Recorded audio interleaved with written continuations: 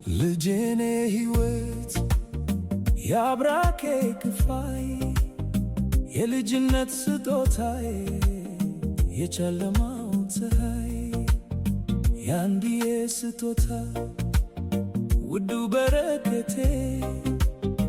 የመኖሬ ምክንያት አንተነህ አባቴ ምግቡ ቀርቦልኝ ጉርሻውን ሳነሳ ልጄ በላ ወይስ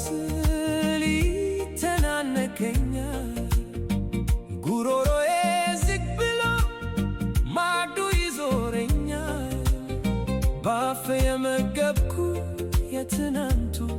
ትዝታ ስቀመጥ ስነሳ ስተኛ በሌሊት